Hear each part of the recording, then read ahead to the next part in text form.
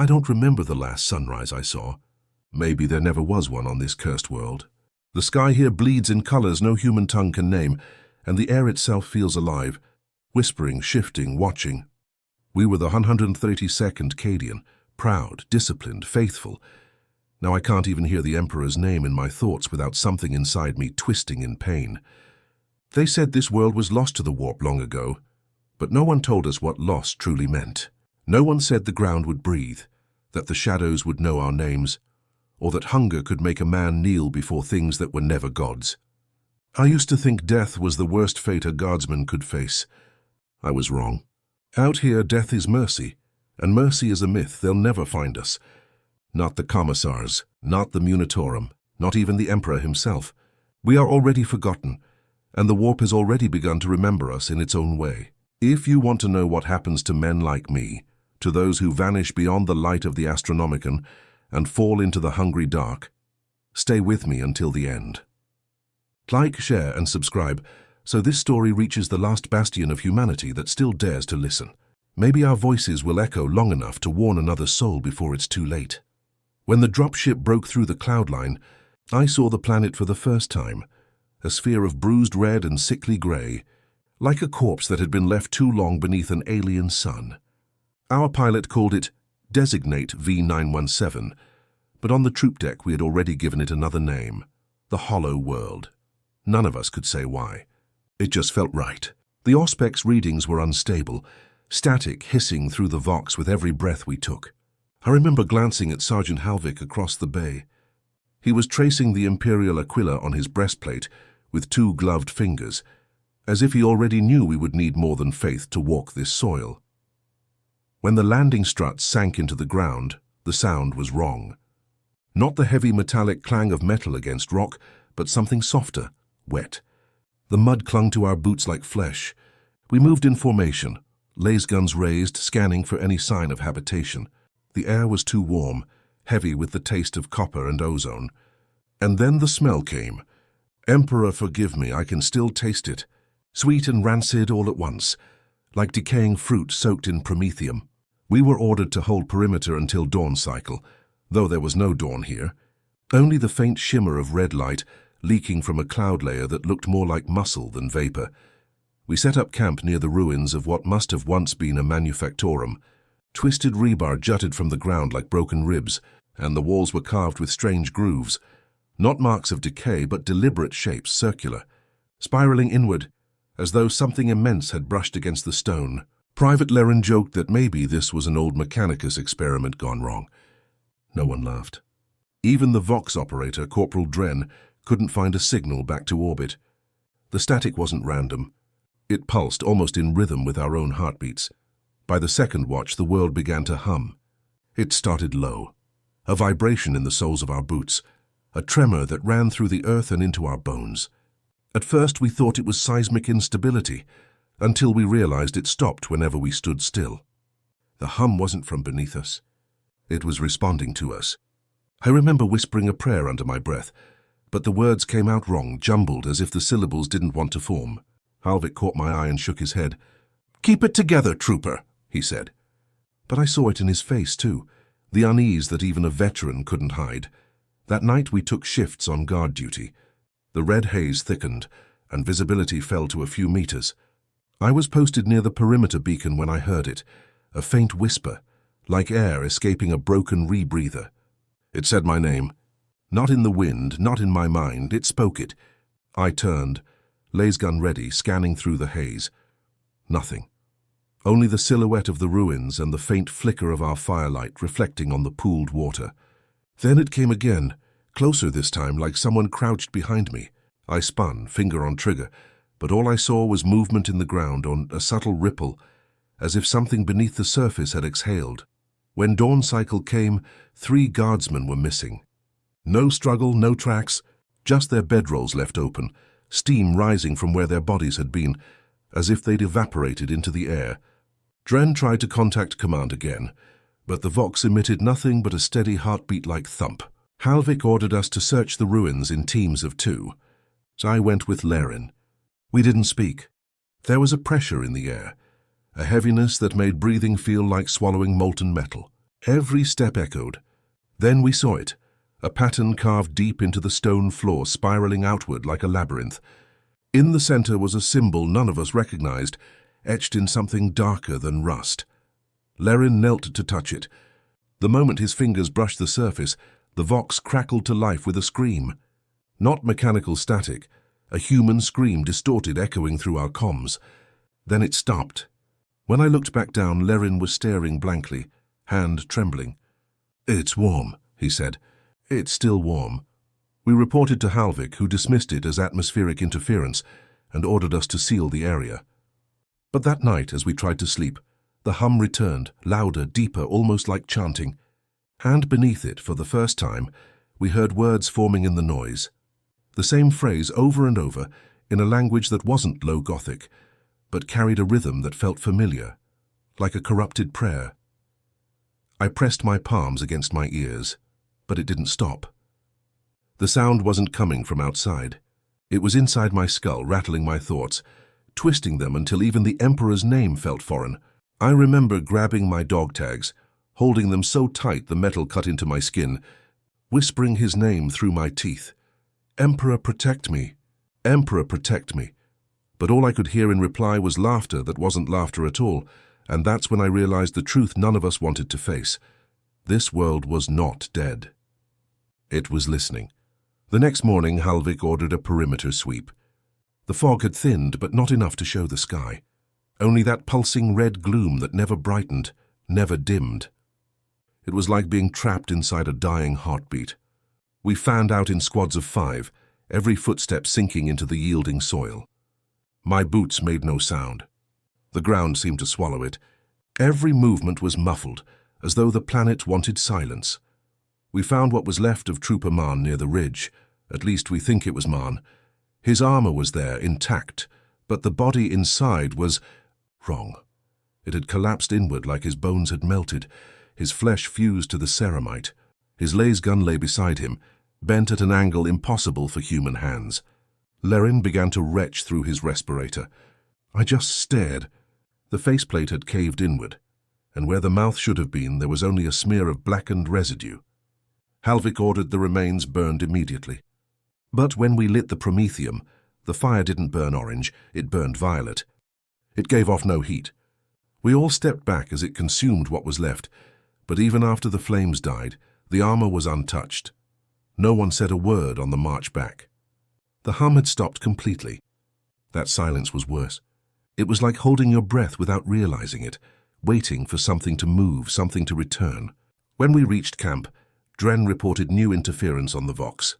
He said there was a voice repeating coordinates, faint but rhythmic. Halvik checked the data slate. The coordinates led deep into the wasteland beyond the ruins, the area marked non-surveyable. Against all logic, he ordered a recon. Said the Emperor's light could not be restored through cowardice. I think he was trying to remind himself as much as us. We moved at dusk. The terrain shifted as we advanced. Dunes of grey ash that seemed to ripple underfoot, structures that appeared solid until you blinked, and then were gone. The further we went, the heavier the air grew, pressing against our armor seals, seeping into our thoughts. Lerin began to whisper names of the dead under his breath, though none of us asked him to stop. There was comfort in the repetition, even if it sounded like madness. After hours of marching, we reached what the Auspex identified as the signal's origin, a crater so vast it swallowed the horizon. At its center lay a shape, not a building, not quite. It looked like the skeleton of a cathedral made from bone and steel, half buried and half alive. Its spires pulsed faintly as though drawing breath. The Vox crackled again, and this time we all heard it. A voice soft and distant, whispering the words, "Come home." Halvik froze. He looked at us, then at the crater. No one dared move. The voice came again, louder now, layered with static and something deeper beneath it, a chorus. I could have sworn it spoke my mother's name. My knees buckled. It wasn't memory. It was imitation. Whatever was speaking knew us. It knew our voices, our thoughts, our fears. Dren dropped his Vox unit, shouting that the machine was overheating. When it hit the ground, the signal flared, and for a split second, we all saw something move inside the cathedral's skeleton. It wasn't a creature, not in any sense I can describe. It was more like the shadow of something that didn't belong in 3 dimensions, folding, twisting, crawling through itself. The air rippled as it moved, distorting light, and the smell of ozone burned my lungs. Then it stopped, head tilting as though it had noticed us, and the ground began to rise. I don't remember the order to fall back. I just remember running. The hum was back, louder than ever, pulsing through the ground in perfect rhythm with our hearts. Every step felt like being dragged backward. The air grew thick, shimmering, as if the warp itself was bleeding through the veil. I tripped over a fallen pipe and rolled onto my back just in time to see one of the spires bend. Bend, like a limb reaching toward us. Laren screamed something I'll never forget. "It's alive! Emperor, help us, the ground's alive!" We reached camp just before the fog closed in. Dren smashed the Vox unit with his rifle butt, swearing it was whispering his name even after it was destroyed. Halvik wanted to order silence, discipline, control, but the words died in his throat when we all heard it again. The hum had changed. Now it was breathing. That night I dreamt I was lying beneath the soil, staring up at the surface from below. I could see the silhouettes of my comrades through the dirt, their boots pressing down as they moved above me. And between them, something vast and formless was stirring, a tide of flesh and shadow coiling around the roots of the world. When I woke, my hands were covered in soil. I swear by the throne I hadn't moved. At dawn cycle we discovered the Emperor's banner torn down. It lay folded beside the fire, perfectly arranged, but the aquila on its surface was different. Its wings curved downward now like claws. When morning came, if you could call that blood-lit haze morning, we assembled without orders. There was no need. The silence between us had already become its own command. Halvik stood in the center of camp, helmet off, eyes sunken and wild. His skin was pale, drawn tight as parchment, veins pulsing faintly at the temples. He'd been whispering into the Vox all night, even though Dren had smashed it beyond use. The others pretended not to notice, but I heard the words. Over and over, like a prayer reversed. He sees. He forgives. Rations had gone sour. Even the nutrient paste stank of decay. Laren tried to joke that the Emperor was testing us, but his voice cracked and no one laughed. When he bit into a ration bar, something crawled out. A slick, eyeless worm that writhed for a second before burrowing into the dirt. He dropped the bar, cursing, and we all watched the hole it made in the soil. The earth shivered just slightly, like it was swallowing. None of us ate again. By midday the fog had thickened again. Shapes moved in it. Not people, not exactly. The outlines of soldiers flickering like ghosts, half seen in the shifting light. I called out once, thinking I recognized one of the missing troopers, but the figure stopped and tilted its head toward me. Its helmet was wrong, too long. The visor stretched down into a jagged smile. I blinked, and it was gone. That evening, Halvik gathered us. His voice was steady now, too steady. He said the Emperor had given him a vision, that the heart of this world was not corruption but salvation, that if we followed the call to the crater, we would find the truth behind the Emperor's eternal silence. He spoke like a preacher, words rolling out of him with unnatural calm. The others listened, not because they believed him, but because belief was the only thing left to cling to. I tried to speak, to remind them of their oaths, of discipline, of sanity. But when I opened my mouth, the words came out warped. My voice sounded like a dozen voices overlapping. I fell silent. Maybe it was the air, or maybe the planet was already inside me, reshaping the language in my lungs. We marched again at dusk, following Halvik into the fog. The ground was slick with something that gleamed under the crimson light. Not water, not blood, something thicker, alive. Every step made a faint sucking sound, like walking across a breathing wound. I could feel the pulse beneath the soles of my boots. Laren muttered that it was echoing our hearts, sinking with them. He was right. Each beat matched perfectly. We reached the crater's edge just as the first scream tore through the haze. It wasn't human. It wasn't even pain. It was joy, a joy so vast and wrong that it made the world tremble. The sound came from the cathedral again, though now it wasn't a ruin but a shape of pure light and shadow, growing from the earth like a tumor of faith. Its spires had become veins, pulsing, pumping. The symbol we had seen before was everywhere now, on the ground, on our armor, even in the veins of our wrists when the light struck just right. Halvik walked forward without hesitation, arms outstretched. "Do you not see her?" he cried. It's the Emperor's new flesh. He dropped his weapon and fell to his knees, laughing, weeping, reaching toward the thing that moved inside the light. The rest of us didn't follow, but we couldn't look away. It was beautiful. That's the worst part. For a moment, it was beautiful. The hum became a chorus. The soil opened like a mouth, and Halvik was gone. I don't remember firing my laser gun. I don't remember running. I only remember the sky splitting apart. A thin black line tearing through the red, revealing nothing but motion beyond. The kind of motion that makes you understand why madness exists. I stumbled through the fog, tripping over bones that weren't there before. When I finally stopped, I realized I couldn't hear my heartbeat anymore. Only the hum, the same rhythm, the same breath. By the time I reached what was left of the camp, the fire had gone out. Dren was there, sitting beside the broken Vox, staring at it as though it might still answer. His armor was off, his skin crawling with faint glowing lines. They pulsed like veins of molten iron, spreading with every heartbeat. He looked up at me and smiled. Not cruelly, not madly, but with the peace of someone who'd finally found something to believe in. "He's here," he whispered. "He forgives." I backed away, shaking my head, clutching my tags so tight they cut into my palm. The metal was warm. Not from my blood. From the ground. It was breathing through me. That was the last night we tried to sleep. None of us dared close our eyes again. The hum had become a voice now, soft, endless, filling the silence inside our skulls. It whispered promises in the rhythm of our own hearts. I don't know when I stopped answering, but I know this much: the planet wasn't cursed. It wasn't dead. It was waiting. And we, the proud soldiers of the Imperium, were the prayer it had been waiting for. The next day something changed in the air. It wasn't visible, not yet, but I could feel it on my skin. A weight that pressed deeper than armor could shield against. The fog had thinned enough for us to see the horizon, but what lay beyond it wasn't the same wasteland we'd crossed. The ruins had shifted. Entire structures had appeared where there had been none. Metallic spires jutting out of the ground like teeth, shimmering faintly with veins of dull gold. And somewhere beneath all that silence the hum persisted, lower, slower, as if it were breathing in time with us. We had fewer men now. Leren hadn't spoken since Halvik's disappearance. He sat near the extinguished fire, muttering to himself in a whisper too soft to make out. Dren stayed close to the Vox, even though it was dead, tracing its cracked surface with his fingertips, like a relic of faith. The rest of us avoided each other's eyes. It wasn't mutiny or fear of command, it was shame.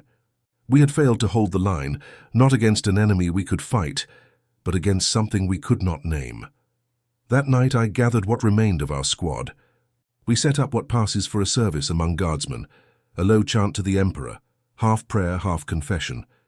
The words came haltingly, as if they resisted being spoken in this place.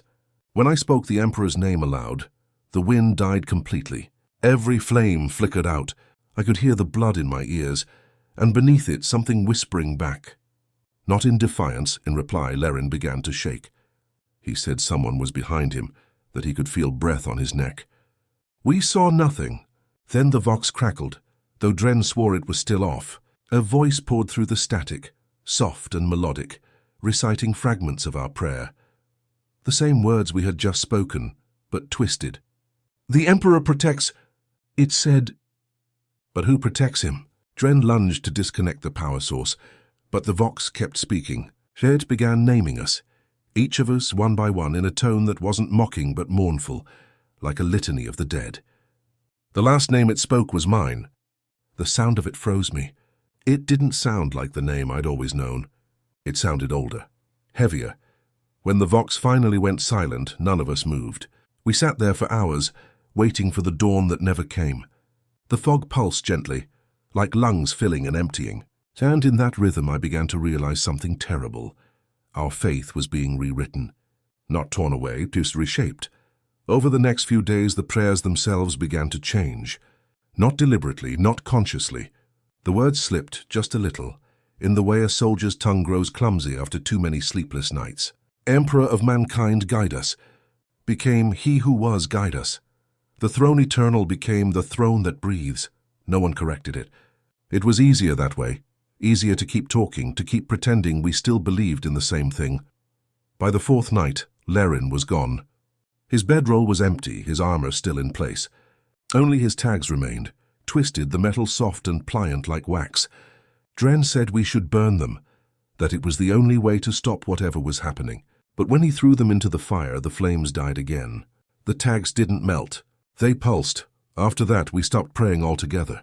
Not because we'd lost faith, but because faith had begun to look back at us. Every attempt to speak the Emperor's name brought whispers in reply, and every silence was filled with his absence, a void too deep to ignore. Still, I tried to hold on. I recited the Catechism of Duty, the Oath of the Astra Militarum, the names of fallen comrades from a dozen worlds. I whispered them like charms against corruption. But even as I spoke, I could feel my tongue tremble, my words failing to sound human. My voice was changing, and then came the first real sign of the mark that none of us could ignore.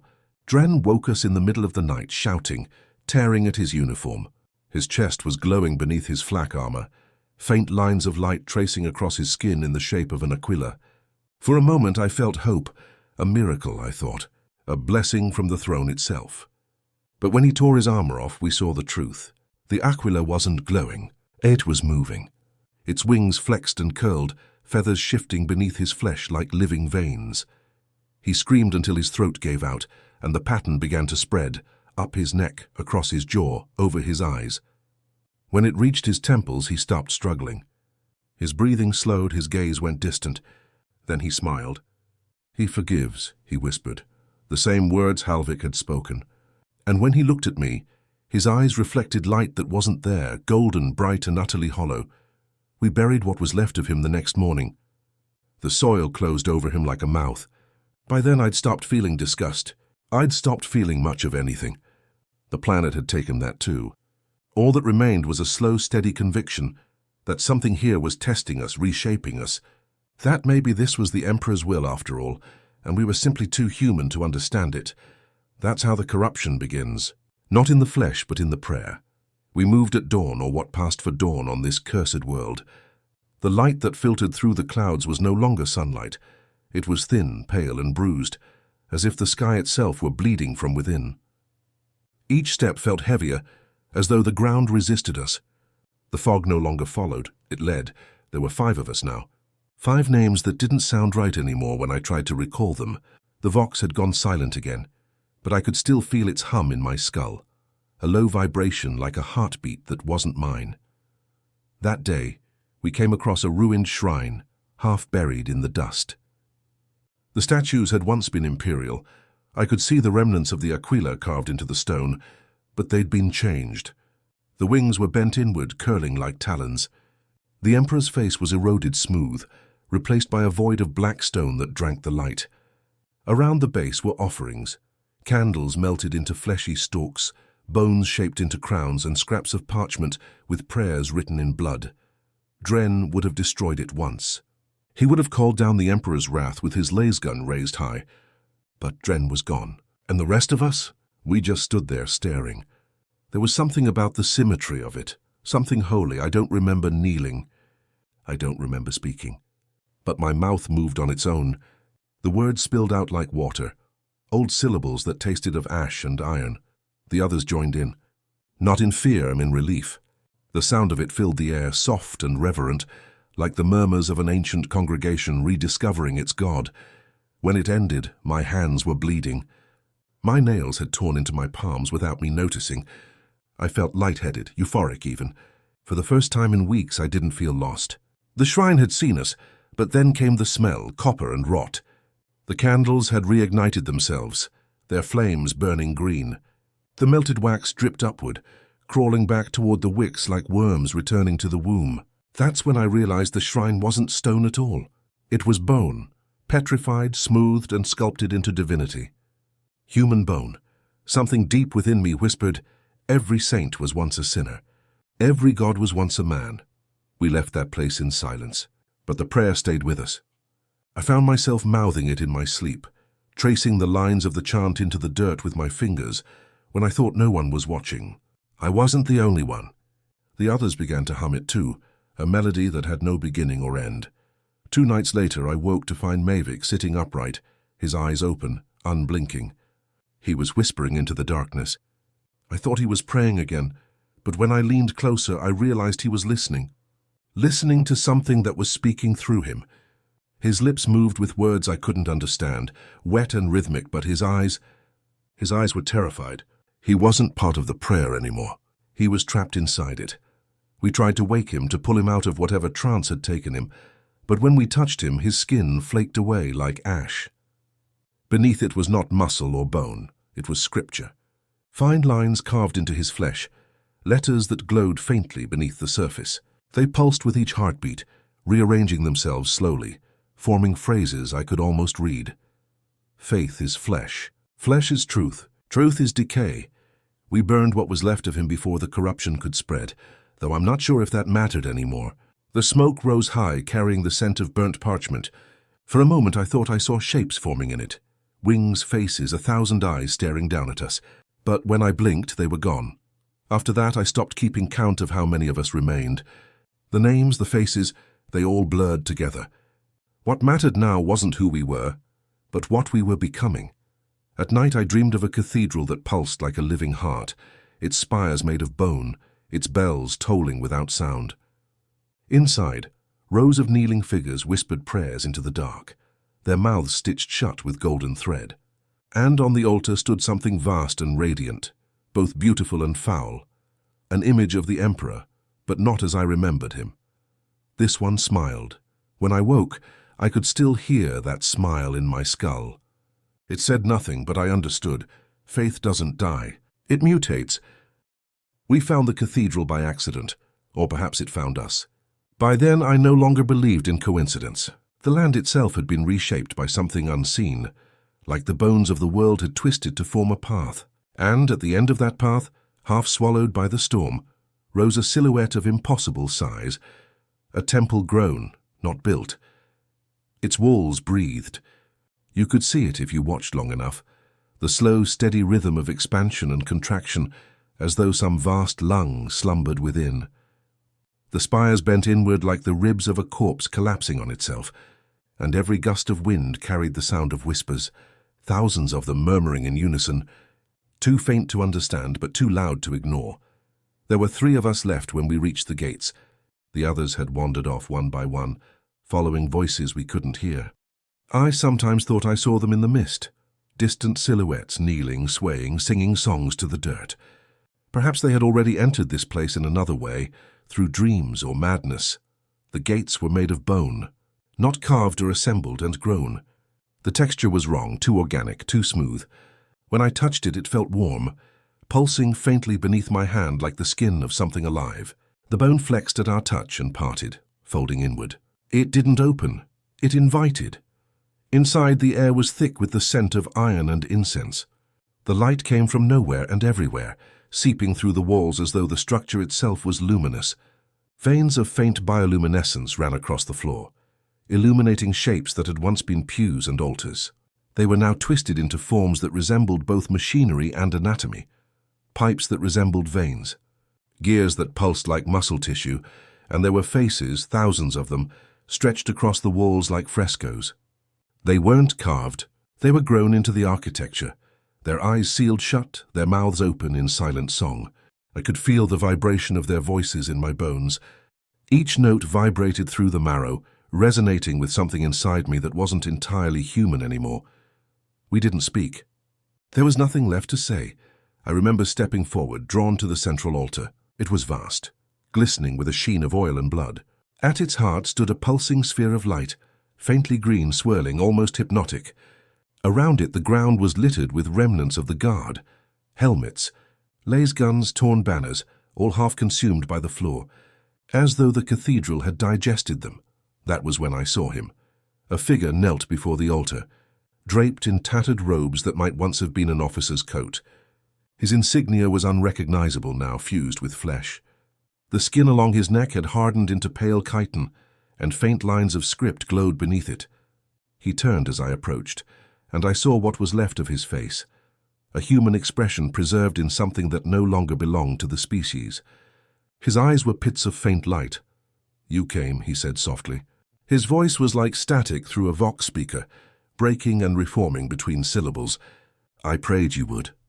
I wanted to ask who he was, but I already knew. I'd seen that face in the archives, on recruitment posters. Colonel Havelk, the man who led the 88th Cadian into the breach, the one who'd been declared missing 3 years ago. He smiled, or tried to. "Do you remember the hymns?" he asked. "The ones they taught us in the Schola?" I didn't answer. He stood, his movements slow, reverent. "We were told faith was a weapon," he continued. "But they never told us faith was alive. It hungers. It listens. And here," he gestured to the pulsing altar, "here it answers." I wanted to step back, to raise my weapon, to remind myself I was still Imperial. But the laser gun felt heavy, almost irrelevant. Every sound, every heartbeat in that place felt choreographed, as though my body was acting out a role it had been written into long before I was born. Havelk's eyes fixed on mine. "Don't you see it, trooper?" he whispered. "We never lost this world. It was claimed, chosen. You and I, we are the liturgy now." The cathedral's walls trembled in response, the faces stretching, shifting as though listening. I heard the hum rise, deep, resonant, growing louder until it filled my skull. For a moment I thought I could hear the Emperor's voice within it. But it wasn't his. It was something older, softer, and infinitely more intimate. It whispered my name. The whisper didn't come from outside me. It came from within, from the hollow spaces of my own mind vibrating through the marrow of my bones. The voice wasn't harsh or commanding. It was tender, patient, like a hand resting gently on the back of my neck. And in that moment, I knew with absolute certainty that it knew me, my fears, my exhaustion, the ache of loyalty that had long since curdled into despair. Colonel Havelk turned toward the altar, his body trembling as if caught in prayer. The sphere of light pulsed, each rhythm in time with our heartbeats, or perhaps the cathedral had replaced our hearts altogether. He raised his arms. "We built this faith on fear," he murmured. "We fought and bled in his name, believing obedience was purity. But purity is just another word for blindness. Here we see." His words struck something deep in me, that forbidden spark of doubt every guardsman carries but never dares to name. For years I had fought under the banners of the Imperium, repeating catechisms I no longer understood, swearing fealty to an emperor I'd never seen. I had watched men burn for faltering, women executed for speaking of mercy. And now here stood my commanding officer, transformed into something unholy yet somehow honest. I took a step closer to the altar. The air was heavy and sweet, tasting faintly of copper and incense. The sphere's light reflected across Havelk's face, illuminating the patterns carved into his flesh. Not scars, but scripture. The same words I'd seen on Mavik's body, now spreading in delicate symmetry across the colonel's skin. I could read fragments of it. Words like ascension, renewal, and truth through rot. "You've been blessed," Havelk said, his gaze fixed on me. The others refused the call. They clung to the dying corpse of the Imperium, mistaking decay for devotion. But not you. You kept walking. You followed the voice even when it was faint. I wanted to deny it, but the memory of that first whisper in the fog silenced me. Perhaps I had been following all along. The cathedral began to change then, not shifting, not moving, but breathing deeper. The walls flexed. The embedded faces opened their mouths wider, exhaling a low chant that filled the air like wind through 1,000 hollow throats. The bioluminescent veins pulsed brighter, forming shapes, symbols, and then eyes. Hundreds of them, blinking slowly within the architecture, focusing on us. The sight should have broken my mind. Instead, I felt peace. For the first time since our regiment had fallen, I wasn't afraid. Havelk stepped back, gesturing toward the altar. "Touch it," he whispered. "For you'll understand." I hesitated only a moment. Then I reached forward. The surface wasn't solid. It yielded like water, but clung like flesh. My hand sank in up to the wrist, and warmth flooded through me. I felt every heartbeat in the cathedral, every breath, every prayer that had ever been whispered within its walls. Images flashed behind my eyes. Guardsmen kneeling in worship, their bodies melting into the structure, their bones becoming pillars, their souls dissolving into pure sound. And through it all, one truth sang in 1,000 voices: the Emperor is not the only light. I tried to pull back, but the altar held me fast. My veins burned with luminous heat. I could feel words crawling beneath my skin, carving themselves into me. My thoughts blurred, no, merged. The whispers in the air were no longer external. They were mine. When I finally tore my hand free, it was no longer just flesh.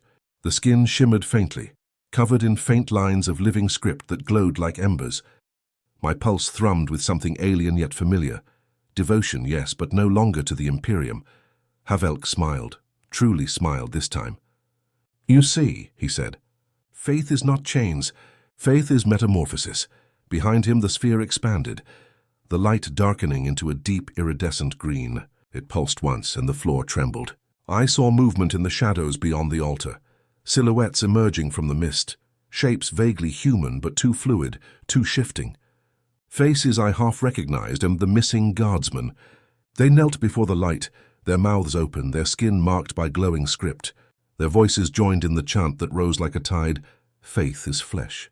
Flesh is truth. Truth is decay.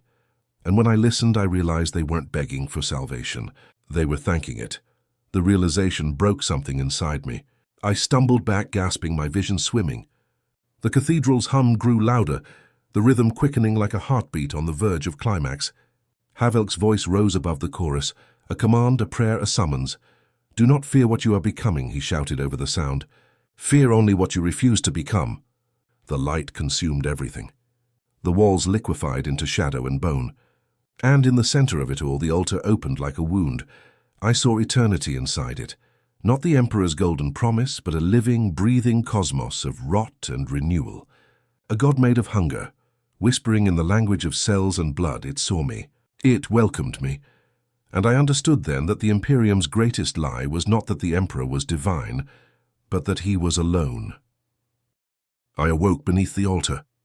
The air was still trembling, heavy with the echo of prayers that had not ended, only shifted into a lower, more intimate frequency, the kind that vibrates in the blood. For a long moment I couldn't tell if I was alive, dreaming, or something between. The cathedral had gone quiet, but not silent. It was listening. My hand, as the one that had touched the altar, glowed faintly in the half-light. The living script along my forearm still moved, but now the motion was slower, deliberate. The words rearranged themselves like a thought forming in another mind. Every time they shifted, a pulse of sensation ran through me. Not pain, but awareness, as if the markings were thinking back. Havelk was gone.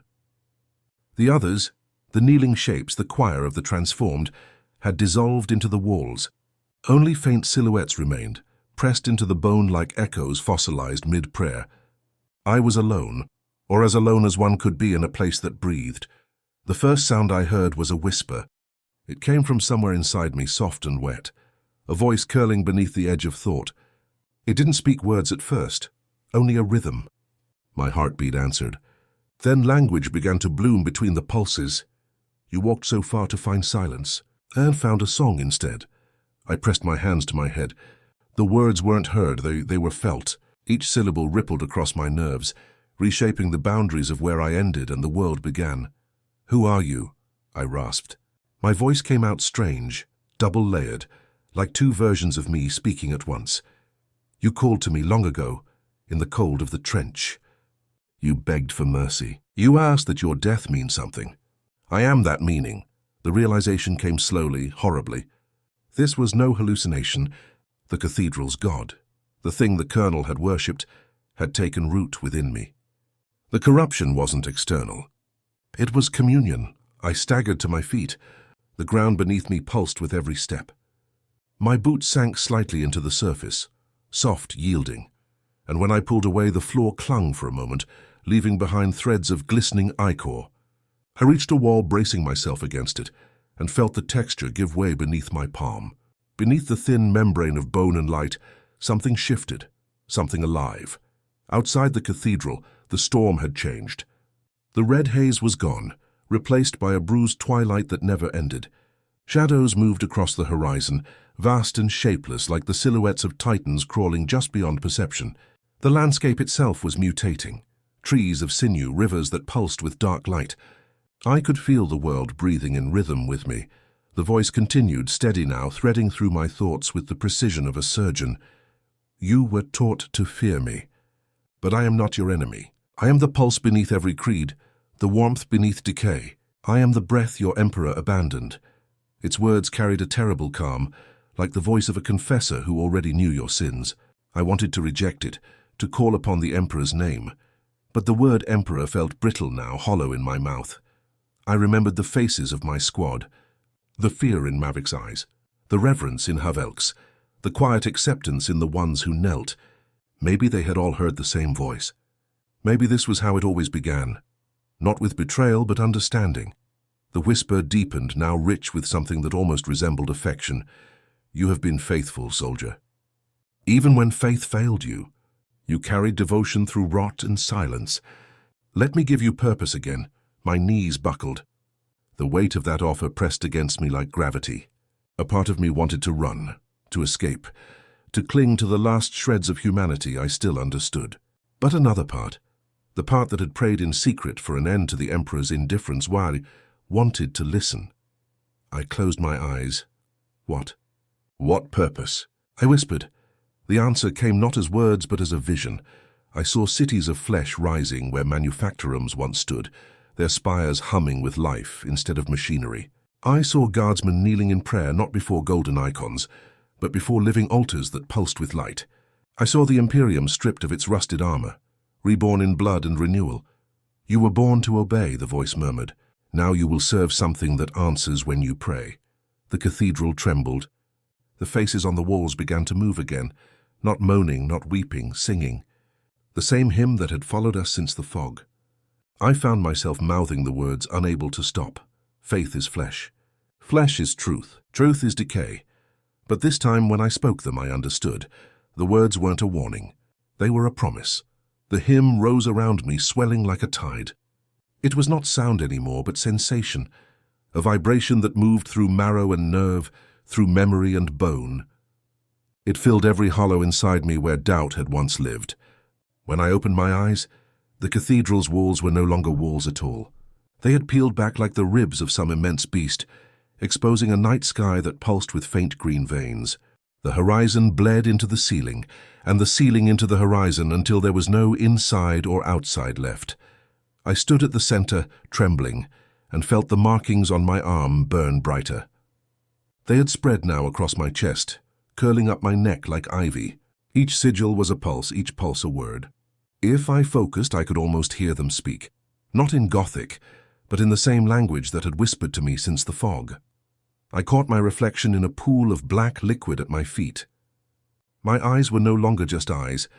Faint green light flickered at their edges, as if something inside me was watching through me. My lips moved before I realized I was speaking. I'm still me, I murmured. I'm still a guardsman.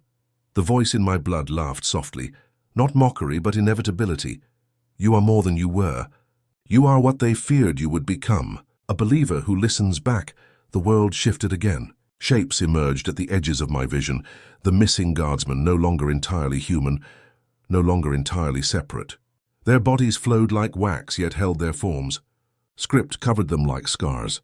They circled me in silence, not threatening but welcoming, as if I had stepped into a long-awaited ritual. Colonel Havelk reappeared among them, his form clearer than the others. His once human mouth now opened in a second smile carved across his cheek, glowing with faint light.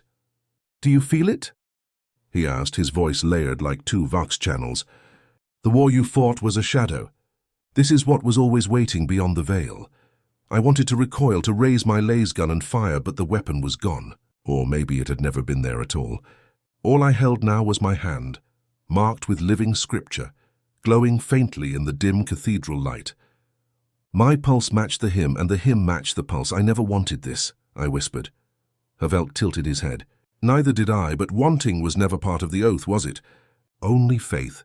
Only survival. He stepped closer. And now survival means surrender. The voice inside me coiled tighter, filling my veins with warmth. It spoke not with command, but with certainty. You are not surrendering. You are ascending. The cathedral's faces opened their mouths again, and this time the hymn broke into distinct phrases. Not a prayer anymore, but an invitation. Join the chorus. Become the hymn. Carry it to the stars. And with those words came another vision sharper than the first. I saw regiments dissolving into living churches of flesh and light, their banners reshaped into wings. I saw warships drifting through the void like enormous beasts, their hulls lined with pulsing veins. I saw an Imperium remade, not in gold, but in green and bone, a living empire that whispered instead of commanded. My breath came hard, my knees buckling under the weight of it. For a heartbeat, I saw myself at the center of it all, a messenger, a seed of faith planted deep behind enemy lines. The hymn's warmth filled my chest, a heartbeat that wasn't mine, and for the first time since landing on this cursed world, I felt whole. I reached for my dog tags, the last relic of who I had been, but they were gone. In their place hung a strip of flesh carved into the shape of the Aquila, glowing faintly like a wound that would never close. The voice whispered one final time, softer now, almost tender. "You prayed for meaning." "This is my answer." I lowered my head. The guardsmen moved closer, their glowing marks pulsing in unison with mine. In the dim, living light of the cathedral, I finally understood the truth. We were not prisoners here. We were vessels. The dawn never came to this world. There was only a pale shimmer, a light that seemed to leak from the earth rather than fall from the sky. I walked beneath it, barefoot now, feeling the soil pulse beneath my soles like something alive. Each step sent a slow rhythm up through my bones, syncing with the pulse in my chest. I had stopped fighting it hours ago. Or maybe days. Time didn't work right here.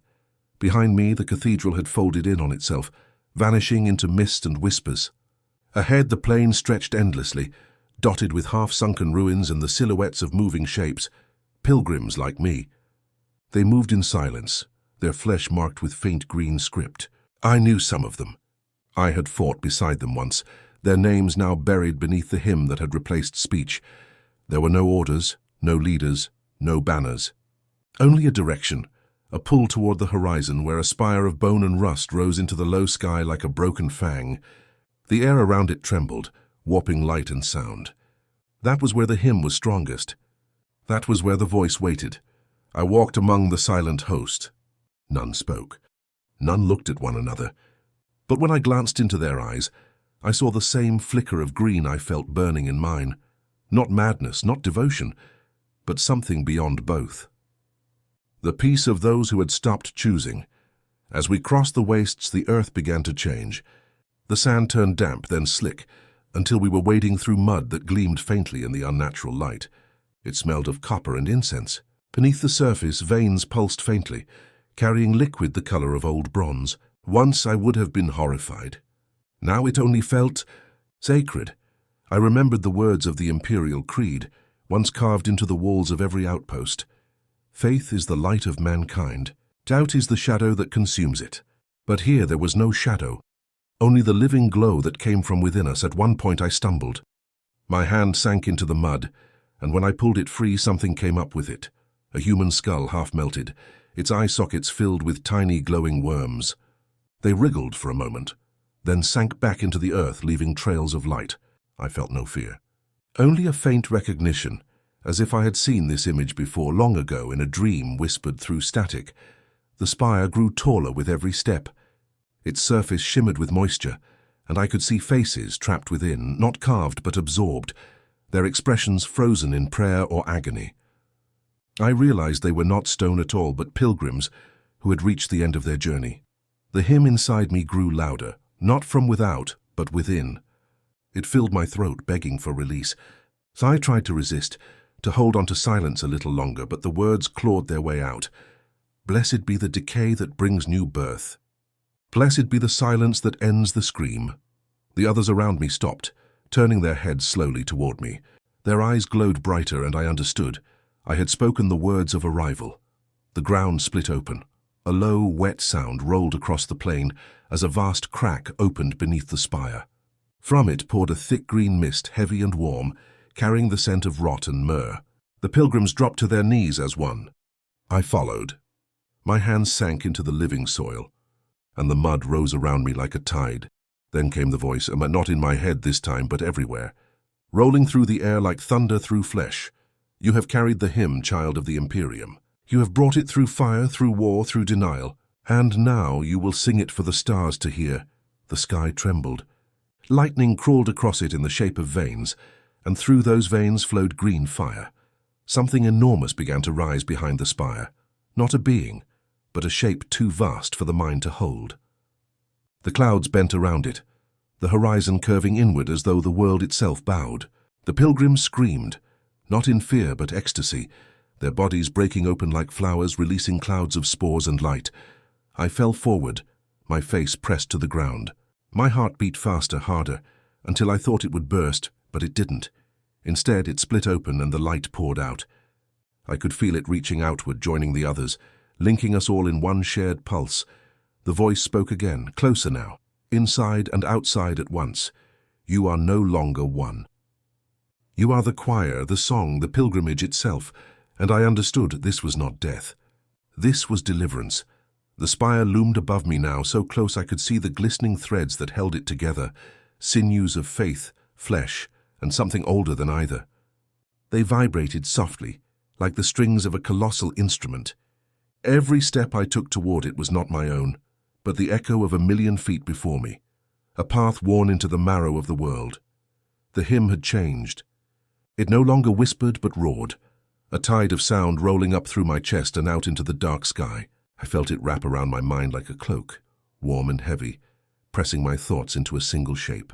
My name was gone. My rank, my regiment, my orders, all stripped away like worn paint. There was only the pulse and the voice. Around me, the pilgrims were breaking open, their skin peeled back in slow, graceful arcs, revealing spirals of light beneath. Their mouths split into perfect circles, singing without breath. The song lifted above the plain, a beacon of green fire. I felt it inside my teeth, vibrating like static until my jaw ached. The spire opened. A seam formed down its length, wide enough for a column of light to spill out. It wasn't light in the way I remembered it. Not the Emperor's light from the chapels of Terra, but a light that felt heavy, like molten metal poured into a mold. It fell across us, soaking into our skin. Where it touched, we changed. My hands stretched, fingers thinning into fine strands of shadow and glow. My veins rose to the surface like a living map, green fire tracing their paths. My heartbeat was no longer my own. It was the rhythm of the world itself, pounding through the soil and up into the spire. I looked at my fellow pilgrims and saw the same transformation. We were becoming one shape, one choir. Somewhere deep inside, a memory flickered. The face of a commissar screaming orders through a vox grill, las fire streaking overhead. The smell of promethium smoke. Hold the line, hold the line. But there was no line here, no enemy, no victory. Only the slow unraveling of self into something vaster. The voice spoke again, not as thunder, but as a lullaby. Child of the Imperium, you feared death and called it chaos, but this is not death. This is the seed of what was always meant to be. The Emperor's gaze never reached here, but ours did. Its words coiled through me like incense smoke. I wanted to reject them. I wanted to pray, to scream, to clutch my dog tags like a talisman, and remember who I was. But my fingers dissolved before I could. I was light now, and the light had no grip. The pilgrims rose. We floated, no longer bound to the earth, our feet trailing faint green motes. The spire's seam widened, and within it I glimpsed a vast chamber lined with living statues.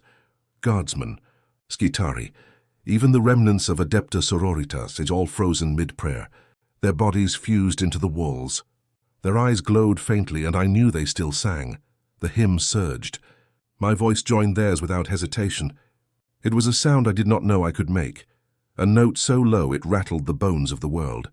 I drifted forward, drawn toward the seam.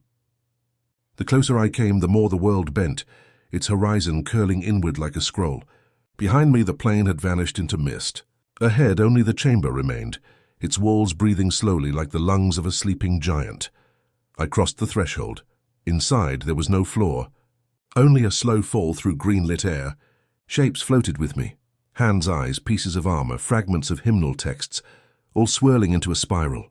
At the center hung a figure, enormous and indistinct, its surface shifting between forms, a saint crowned in rusted gold, a soldier with a cracked laser gun, a mother cradling a child made of ash. Every time I blinked, it changed. The voice came from it, but not as words now, as understanding poured directly into my mind. It told me the hymn would leave this world soon. It would travel on the warp currents like a contagion of light, slipping through cracks in reality, seeding itself wherever faith had begun to rot. And we were the carriers. I wanted to scream. I wanted to resist. But the sound that came from me was a single perfect note, rising like incense into the vastness. There was no ground beneath me now, only the slow drift of gravity surrendering to faith. I was falling, but it no longer felt like descent. The light pulled me inward, and the world around me, that warped cathedral of bone and sky, had folded in on itself until it became a single infinite pulse. Every beat was a thought, every thought a command. Sing. I obeyed. The hymn rose from what remained of my lungs, though I could not tell where my body ended and the voice began. Around me floated the remnants of the others, soldiers, zealots, machines, all dissolved into streaks of radiance, each carrying a faint echo of who they had been. I could sense their memories brush against mine like passing hands in the dark. Some cried, some prayed, some simply surrendered. Through the glow I saw the figure at the heart of it all, vast beyond comprehension, not a god, but something that had grown in the shadow of one. Its form pulsed and shifted, a composite of everything that had ever been offered to chaos, the faith of martyrs, the despair of soldiers, the quiet madness of those who prayed too long in the dark. Its gaze, if it had one, found me, you understand now, it whispered. There is no salvation that does not consume. The Imperium burns bodies to feed the Emperor's corpse light. We burn faith to feed the hymn. Both are fire. Ours simply remembers your name, my name. For a heartbeat, I almost had it. The taste of it on my tongue. The echo of a commissar shouting it through static. But it slipped away. Devoured by the light. Below or above, I saw the world of dust and bone unmake itself. The cathedral's walls collapsed inward, drawn toward the spire like metal filings to a magnet. The landscape folded and twisted, becoming a single wound in reality. Green light spilling outward like infection. I realized then this wasn't destruction, it was birth. The Chaos world was not dying. It was becoming, and I was part of its genesis. The figure stretched out a hand, if hand it could be called, and touched my chest. The sensation was neither pain nor peace, but recognition. My heartbeat stopped, replaced by something deeper, a rhythm that matched the warp itself. I saw visions spill through me in rapid flashes, fleets adrift in the void, their crews humming in sleep, hive cities where the underhabs sang in perfect harmony, without knowing why, planets turning green beneath stormlight. The hymn was already spreading, carried on the breath of the dying, the whispers of the faithful, the static between Vox transmissions. And then, silence. The light dimmed. The figure dissolved. The world unraveled. When I awoke, if waking was even the right word, I stood upon a plain of white ash beneath a sky of static. My armor was gone, my flesh pale and faintly translucent, threads of green still pulsing beneath the surface. Around me stood others like me, silent and still. We were no longer guardsmen nor men at all. We were echoes, vessels filled with song waiting for the next command. A faint voice drifted on the air, distant as a dying star. Go now. The Imperium will not hear you, but it will feel you. We turned our eyes skyward. The warp shimmered above, a river of impossible color flowing in endless motion. One by one we began to walk toward it, our feet leaving no marks in the ash. The hymn was quiet now, like the breath before a storm. I thought of the world I had come from, of the Emperor, of Terra, of all the names I could no longer remember. A small human ache flickered in my chest. For a moment I wished I could go back, but even as that wish formed I felt it crumble. There was no back, only forward, into the silence, into the green light that waited beyond the horizon. As I stepped into the warp, the voice spoke one final time, gentle and absolute. You were lost. Now you are the song that finds others, and with that I dissolved, a single note vanishing into eternity. They say there are worlds the Imperium no longer charts. Dead worlds, cursed worlds, planets struck from every data slate, left to drift in silence between the stars. Some whisper that these places still sing, faint signals carried across the void, distorted hymns no Vox operator dares trace. I used to think those were just ghost tales. Now I know better. When I open my eyes, if eyes are still what I have, I see the galaxy from a distance no mortal should. The stars look cold, but they are not silent. Each one hums with the faint residue of faith, of despair, of voices raised to the Emperor in agony. That sound threads through the warp like veins through a living heart. I follow it, drawn onward, neither alive nor dead, only listening. Sometimes I glimpse Imperial fleets crossing the void, their Geller fields flickering like candlelight in a storm. The crew inside are unaware of us, of the millions like me drifting just beyond their hulls, the lost guardsmen who sang once in the dark and were answered. But every so often, a hymn breaks through the static, a tune hummed by a dying trooper, a whisper beneath a preacher's breath. That is us reaching out. We are not demons, not yet. We are what faith becomes when it forgets its master. We are the residue of devotion that outlived purpose. When the ecclesiarchs preach of purity and flame, they speak of fear, fear of us, the echo that does not die. I remember my name sometimes in fragments. The syllables drift close, then scatter. It doesn't matter. The man who bore it is buried beneath ash and song. What remains is purpose, not given by command but by revelation. They will call it heresy. They will burn worlds to silence it. And still the hymn will seep through the cracks, through the prayers of the desperate, through the static of forgotten channels, through the dreams of soldiers half asleep beneath dying suns. Because faith cannot die, it only changes shape. Once I was a guardsman of the Astra Militarum, sworn to serve the throne. I believed in the Emperor's light, though I never saw it. I fought for it, bled for it, and in the end, when the warp took me, I prayed for it to save me. But in that moment of surrender, another answered, not out of mercy, but recognition. The warp had heard what Terra could not. Now I walk between worlds, a shadow without breath, a song without a throat, and still the hymn grows. It winds through the fabric of the materium like ivy through rust, unseen but unstoppable. Sometimes I hear mortal voices repeating it, missionaries who claim to hear a new light in their dreams, soldiers who wake humming an unfamiliar tune. The Inquisition calls it the green chant. They burn entire regiments to stop it. But faith spreads faster than flame. There is a pattern forming in the warp, vast, luminous, alive. I can feel its pulse now, synchronizing with mine. It is not Nurgle's plague, nor Tzeentch's trick, nor any god's dominion. It is something older or perhaps newer, something born from our fear of silence. And somewhere deep within that living current I still carry one thought, the last human thought I have left. If the Emperor could hear this song, would he call it heresy? Or would he finally understand what we became in his silence? The galaxy spins on, fleets burn, planets die. Empires forget, but we remain. The lost guardsmen, the forgotten faithful, the choir born in chaos. We do not fight anymore. We do not pray for salvation. We are the prayer. And in the cold between stars we sing.